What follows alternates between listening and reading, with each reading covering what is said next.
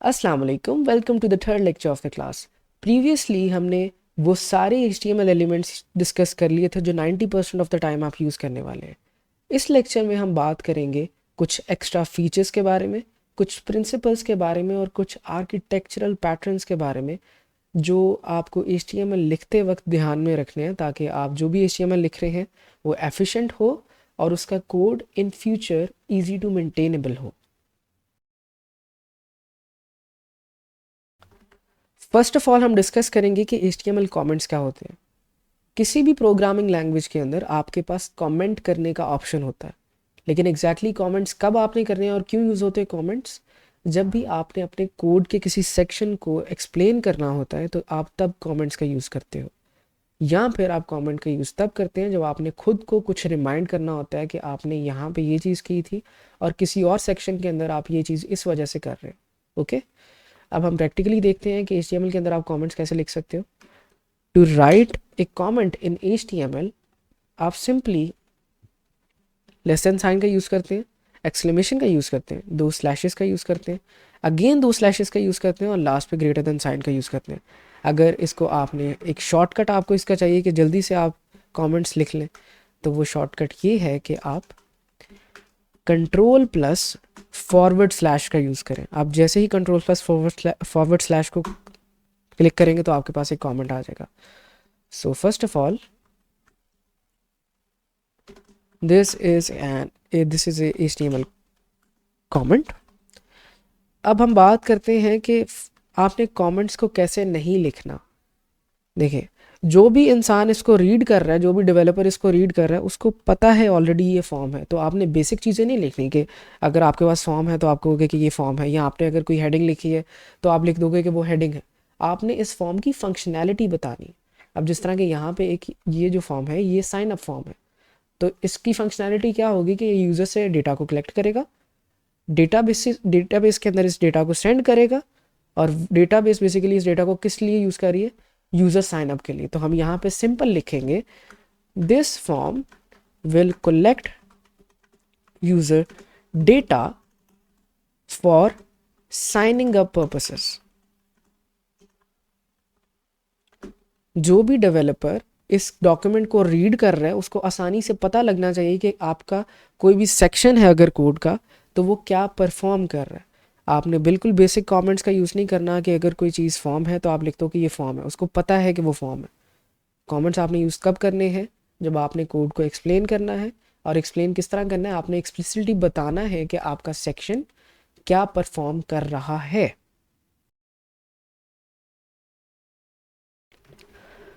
अब हम एट्रीब्यूट्स के बारे में डिस्कस करते हैं। एट्रीब्यूट्स आपके किसी भी HTML एलिमेंट को एक्स्ट्रा इन्फॉर्मेशन प्रोवाइड करते हैं, यानी कि वो बताते हैं कि आपका HTML एलिमेंट किस बारे में है, उसकी टाइप क्या है, उसके अंदर अगर कोई प्लेस होल्डर है तो वो क्या है। सेकेंडली ये बताते हैं कि आपका जो HTML एलिमेंट है उसकी कैपेबिलिटीज़ क्या है। अब एट्रीब्यूट्स किसी भी HTML एलिमेंट के ऊपर आप ऐड कर सकते हैं। अब हम प्रैक्टिकल इम्प्लीकेशन देखते हैं। काफ़ी एट्रीब्यूट्स हैं जिनके बारे में हम ऑलरेडी बात कर चुके हैं, जिस तरह कि हमने इनपुट टैग देखा। अब इनपुट टैग के अंदर हमारे पास टाइप एक एट्रीब्यूट है जो कि बता रहा है कि एक इनपुट टैग है और उसकी टाइप टेक्स्ट है। नेक्स्ट वो बता रहा है कि ये इनपुट जो टैग है इसके अंदर एक प्लेस होल्डर है और उसके अंदर कुछ एक्स्ट्रा इन्फॉर्मेशन है जहाँ पर लिखा है एंटर योर फर्स्ट नेम। अब इसके अलावा हम कुछ एक्स्ट्रा इन्फॉर्मेशन और भी ऐड कर सकते हैं। हम कह सकते हैं कि रिक्वायर्ड, इसका मतलब ये है कि हम बता रहे हैं कि ये इनपुट टैग रिक्वायर्ड है, यानी कि इसको फिल किए बगैर यूज़र आगे मूव ऑन नहीं कर सकता। सिमिलरली हम इसके अंदर क्लास का एट्रीब्यूट का भी यूज़ कर सकते हैं। अब ये क्लास क्या है ये हम बाद में डिफाइन करेंगे, लेकिन बेसिकली एट्रीब्यूट यहाँ पे क्या कर रहा है, आपकी इनपुट टैग के बारे में कुछ एक्स्ट्रा इन्फॉर्मेशन डिफाइन कर रहा है कि हमारे पास इनपुट टैग तो है, लेकिन एक इसकी एक्स्ट्रा इन्फॉर्मेशन क्या है कि इसकी टाइप टेक्स्ट है, इसके अंदर एक प्लेस होल्डर है जिसके अंदर कुछ टेक्स्ट है, इसकी क्लास है कुछ, ये रिक्वायर्ड है, राइट। अब कैपेबिलिटीज़ की बात करते हैं। अब एक्स्ट्रा इन्फॉर्मेशन क्या होगी कि ये रिक्वायर्ड है, इसके अंदर प्लेस होल्डर है, इसकी क्लास ये है। अब कैपेबिलिटी क्या होगी? हम कैपेबिलिटी कह सकते हैं कि इसकी कैपेबिलिटी ये है कि ये किसी भी किस्म का टेक्स्ट एक्सेप्ट कर सकता है। सिमिलरली अगर हम नीचे वाला इनपुट टैग देखते हैं तो यहाँ पे इसकी टाइप ईमेल है, जो कि डिफाइन कर रही है कि ये ईमेल को एक्सेप्ट करेगा या ये पासवर्ड को एक्सेप्ट करेगा। और इसकी कैपेबिलिटी क्या होगी कि जब यूज़र पासवर्ड लिख रहा होगा तो जो भी उसके कैरेक्टर्स वो लिखेगा, टाइप करेगा, वो हिडन होंगे, वो डिस्प्ले पे शो नहीं हो रहे होंगे। तो ये इसकी कैपेबिलिटीज़ है। तो एट्रीब्यूट्स का मेन काम क्या है? They provide extra information to your HTML element and they define the capabilities of which your HTML element is capable of। और अगर पहले से जो हमने एलिमेंट्स का यूज़ किया है उसके अंदर हम देखें कि एट्रीब्यूट्स क्या थे। हमने पहले एंकर टैग का यूज़ किया जिसके अंदर href एक एट्रीब्यूट था। हमने इमेज टैग का यूज़ किया जिसके अंदर src एक एट्रीब्यूट था और alt एक एट्रीब्यूट था।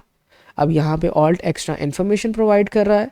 src हमारी कैपेबिलिटी है इमेज टैग की, जिसकी वजह से वो कहीं पे भी वेब पे जाके किसी इमेज को स्नैच करता है और आपके सामने आपके पेज पे रेंडर कर देता है। सिमिलरली href एक कैपेबिलिटी है जिसके ज़रिए आप अंदर रेफरेंस देते हो किसी भी वेबसाइट का और एक क्लिक के ऊपर वो वेबसाइट आपको रेंडर हो जाती है। सो अगेन एट्रीब्यूट्स क्या हैं? बेसिकली एक्स्ट्रा इन्फॉर्मेशन प्रोवाइड करते हैं आपके HTML एलिमेंट्स को और बताते हैं कि आपका HTML एलिमेंट किस कैपेबल है। अब हम बात करेंगे कि आप अपने HTML एलिमेंट्स को नाम कैसे दे सकते हैं। अब HTML एलिमेंट को नाम देने के लिए आप दो एट्रीब्यूट्स का यूज़ कर सकते हैं। फर्स्ट एट्रीब्यूट इज़ ID और आप क्लासेस का यूज़ कर सकते हैं। अब हमने इस कोर्स के अंदर यूटिलिटी फर्स्ट अप्रोच लेके चलनी है, जो कि इंडस्ट्री स्टैंडर्ड भी है। यूटिलिटी फर्स्ट अप्रोच क्या कहती है कि आपने अपने किसी भी HTML डॉक्यूमेंट में सिर्फ क्लासेस का यूज़ करके अपने HTML एलिमेंट्स को नाम देने हैं और आपने अवॉइड करना है IDs को। क्यों? क्योंकि आपको ये मेंटेनेबिलिटी के अंदर हेल्प करेगा। अगर आपने इन फ्यूचर अपना कोड दोबारा से मेंटेन करना है तो आपको सिर्फ क्लासेस होंगी तो हेल्प मिलेगी इसमें। और सेकेंडली CSS आप आसानी से लिख सकते हैं इस तरीके से। तो अगर हम आके देखते हैं कि आप किस तरह अपनी HTML एलिमेंट्स को नाम दे सकते हैं क्लासेस के ज़रिए, तो आप सिंपली कहेंगे किसी भी एलिमेंट के अंदर आप नाम क्लास का यूज़ कर सकते हैं। सो यहाँ पे हम क्लास एट्रीब्यूट का यूज़ करेंगे और हम यहाँ पे कहेंगे साइन अप फॉर्म। फिर लेबल के अंदर आप आके कह सकते हैं फर्स्ट नेम लेबल या फर्स्ट नेम सिंपल, और यहाँ पे आप एक क्लास दे सकते हैं फर्स्ट नेम और स्लैश, उसके बाद आप कह सकते हो फर्स्ट नेम इनपुट। सिमिलरली बाकी सारों पे भी आप इसी तरीके से क्लासेस को अप्लाई करेंगे। Last name label class last name input.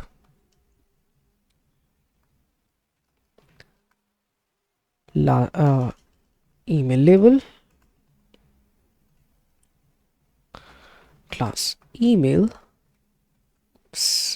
Class email input. और सिमिलरली आप आगे भी ऐड कर सकते हैं। अब इससे होता क्या है? अगर आप देखें कि पहले हमारा फॉर्म किस तरह लग रहा था, पहले फॉर्म में मुझे पता नहीं लग रहा था एग्जैक्टली कि मतलब ज़ाहरी तौर पे देखने से कि मैं कौन सा इनपुट मेरा क्या चीज़ परफॉर्म कर रहा है, लेकिन इसके अंदर मुझे एग्जैक्टली पता लग रहा है कि मेरा कौन सा इनपुट क्या चीज़ परफॉर्म कर रहा है। अगर मुझे सिलेक्ट करना हो किसी भी इनपुट एलिमेंट को अपने, तो मैं अब आसानी से क्लास का नाम लिख के डायरेक्टली सिलेक्ट कर सकता हूँ, राइट। तो हम यहाँ पे भी लिख लेते हैं कि इसका क्लास क्या है, इसका पासवर्ड लेबल है। और सिमिलरली इस इनपुट के अंदर हम क्लास दे देते हैं पासवर्ड इनपुट, राइट। सो अब ये हमारा फॉर्म क्या है?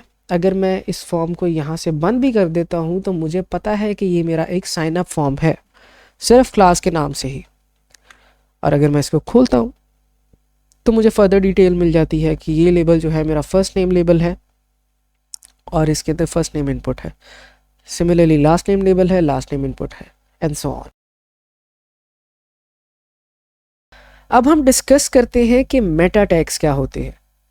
अब आप कभी भी कोई भी HTML डॉक्यूमेंट जब भी लिखेंगे तो स्टार्टिंग के अंदर आप हमेशा मेटा टैग्स का यूज़ करेंगे।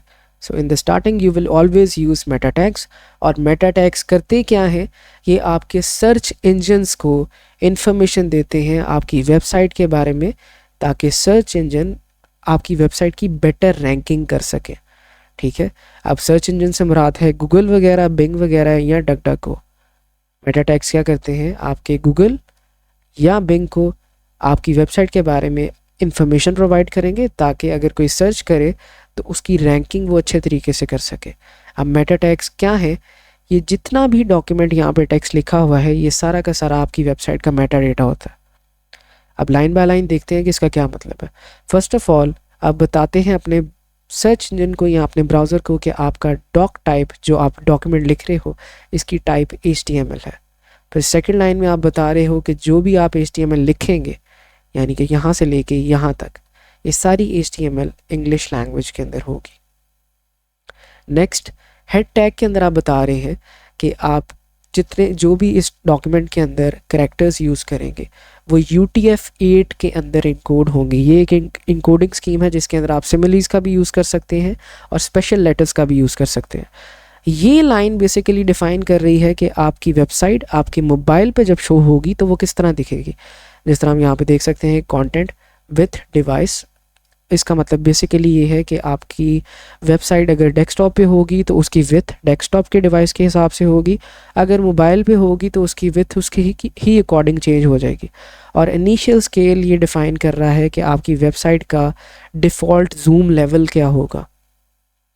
अब बात करते हैं इस टाइटल की, जो कि वाज़े तौर पे नज़र आना है।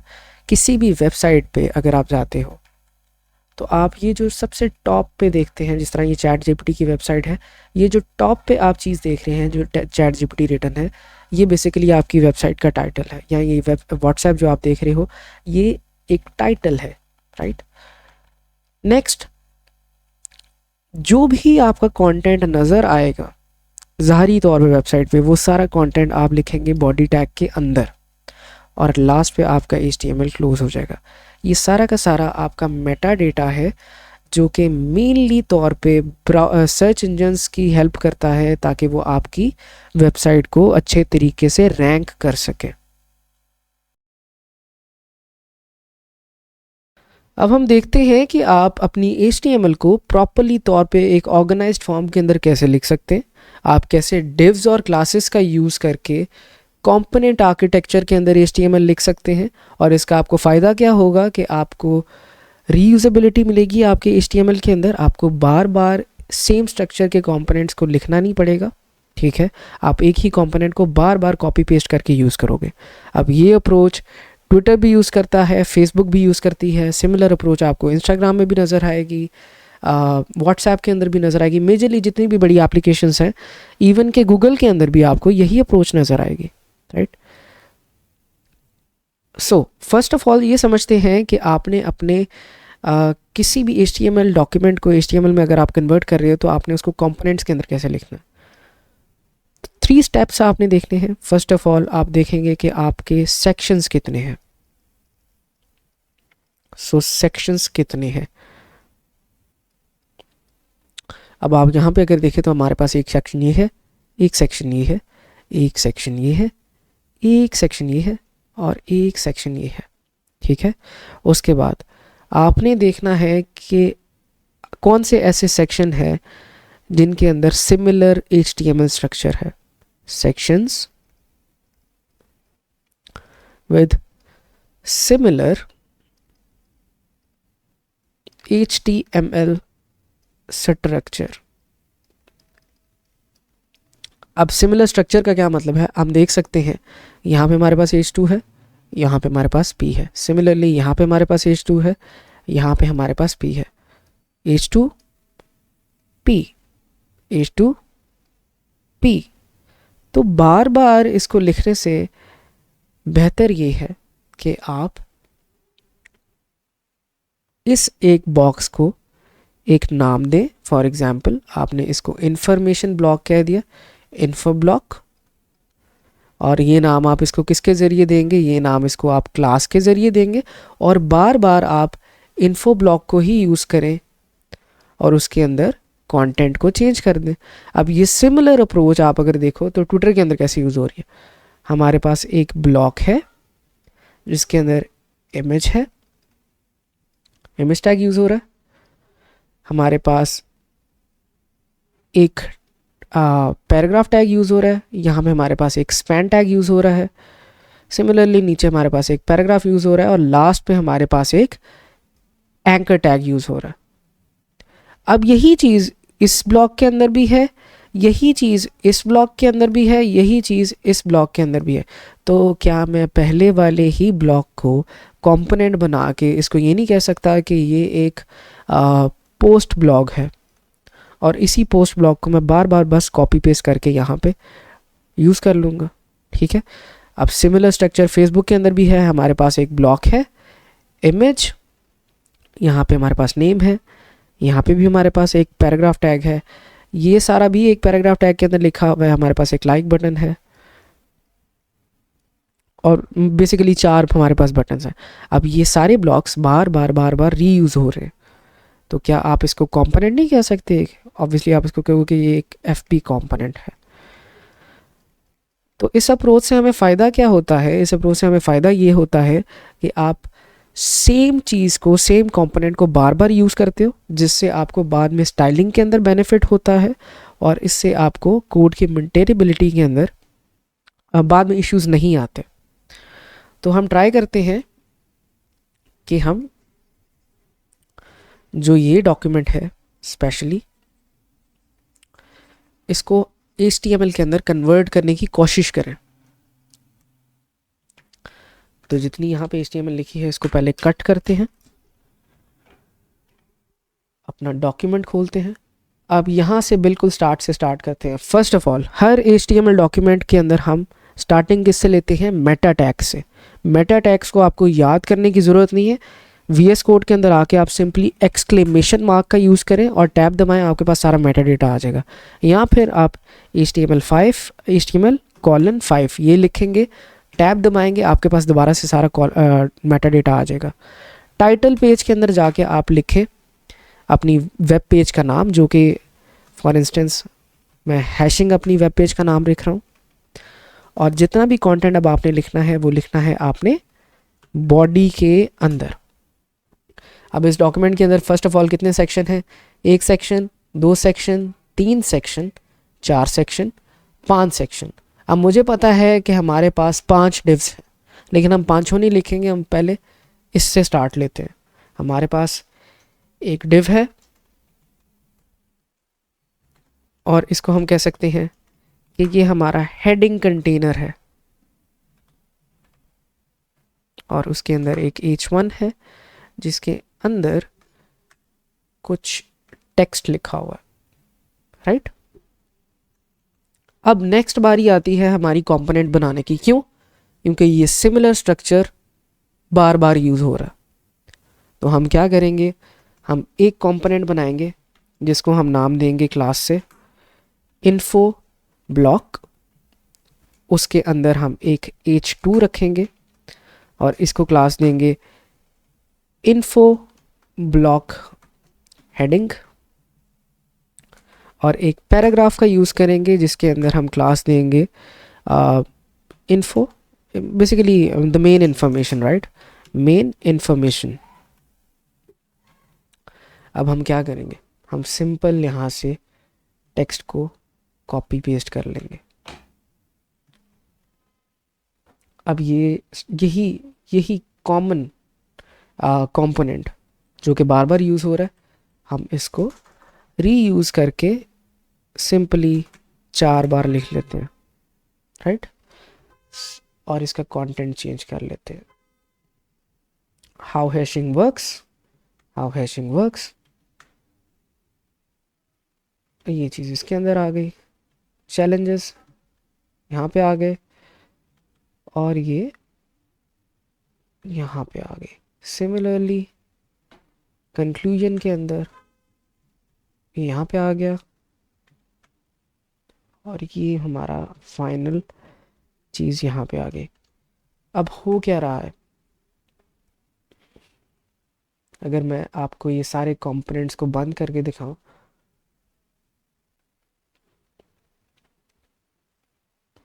अब हमारे पास एक हेडिंग कंटेनर है। चलो ये तो कंपोनेंट नहीं है, ठीक है। हेडिंग किसी भी डॉक्यूमेंट में एक ही बड़ी हेडिंग होती है, तो ये तो कंपोनेंट नहीं है, राइट। ये हमारा एक सेक्शन है। अब कंपोनेंट कौन कौन से हैं? हमारे पास 4 कंपोनेंट हैं जिनके अंदर बिल्कुल सेम स्ट्रक्चर है, राइट। अब अगर मुझे इनको स्टाइल करना हो तो मैं क्या कहूँगा, मैं सिंपली इन्फो ब्लॉक को उठाऊँगा, सिर्फ एक दफ़ा स्टाइल करूँगा CSS के अंदर, ये सारे ऑटोमेटिकली स्टाइल हो जाएंगे। अब इन केस अगर मुझे बाद में मेंटेनेबिलिटी करनी है कोड की, तो मैं मेंटेनेबल भी आसानी से कर सकता हूँ। मैं सिंपली इन्फो ब्लॉक सर्च करूँगा, उसके अंदर जो मेंटेन करना मैं कर लूँगा। अब इन केस आप कहते हैं कि आपके पास कोई ब्लॉक है, आपके पास सारे स्ट्रक्चर तो सारों के सेम है, लेकिन आप चाहते हैं कि इनमें से किसी एक कंपोनेंट के अंदर आप इस टेक्स्ट को रेड करना चाहते हैं, राइट। तो आप सिंपली एक से ज़्यादा क्लासेस का यूज़ कर सकते हैं। आपने यहाँ पे क्लास के ज़रिए अपने कंपोनेंट को नेम दिया। आप कह सकते हैं कि ये वो कंपोनेंट है जिसके अंदर जो हमारी इन्फो होगी वो रेड होनी चाहिए। तो आप करेंगे क्या, फर्स्ट ऑफ ऑल ये आपकी हुई जनरल क्लास, कि आपकी एक जेनेरिक क्लास है कि आपके इसमें आप वो सारे स्टाइल्स डालेंगे अपने इन फ्यूचर जो सारे के सारे कंपोनेंट्स के अंदर कॉमन है। जिस तरह के हमारे पास टेक्स्ट ब्लैक है, हमारी जो हेडिंग है वो बोल्ड है फॉर इंस्टेंस, और इन्फो रेड के अंदर आप सिंपली वो डिफाइन करेंगे कि आप क्या चेंज चाहते हैं। जिस भी कंपोनेंट के अंदर इन्फो रेड नाम की क्लास हो उसके अंदर रेड कलर कर दो, तो जिसमें भी होगी उसमें सिंपल रेड कलर हो जाएगा। लेकिन जो बाकी सारे जेनेरिक आपके स्टाइल्स हैं वो भी वहाँ पे रिमेन रहेंगे। तो ये सारी चीज़ें हम फर्दर मोर CSS के अंदर डिस्कस करेंगे बहुत अच्छे तरीके से। लेकिन मेनली आज हमने जो चीज़ देखी कि आपने मेटा टैग्स कैसे यूज़ करने हैं और मेटा टैग्स क्या हैं, हमने अपनी HTML को कंपोनेंट बेस्ड आर्किटेक्चर के अंदर किस तरह लिखना है, जिसकी वजह से हमें इन फ्यूचर काफ़ी ज़्यादा बेनिफिट्स होंगे। ओके हमने देखा कि कंपोनेंट बेस्ड आर्किटेक्चर कैसे बड़ी बड़ी कंपनियां ऑलरेडी यूज़ कर रही हैं, जैसे कि फेसबुक, व्हाट्सएप, इंस्टाग्राम या ट्विटर, राइट। अब आपको जो भी असाइनमेंट दी जाएगी आपने उसको किस तरह परफॉर्म करना है, आपने प्रॉपर डिव्स का यूज़ करना है। अगर किसी चीज़ को आप कंपोनेंट के अंदर कन्वर्ट कर सकते हो तो उसको कंपोनेंट में कन्वर्ट करो, उसको एक जेनेरिक नेम दो। और अगर कोई ऐसा कंपोनेंट है जिसके अंदर मैं आपको कहता हूँ कि उसका आपने टेक्स्ट कलर चेंज करना है या उसके अंदर कुछ ना कुछ चेंजेस लाने हैं, लेकिन उसका स्ट्रक्चर पिछले कंपोनेंट्स के साथ भी मैच करता है, तो आपने किसी तरीके से क्लासेस का यूज़ करके उसको भी डिफ्रेंशिएट करना है। ओके सो आई होप कि आपको आज के लेक्चर की प्रॉपर तरीके से समझ आ चुकी होगी।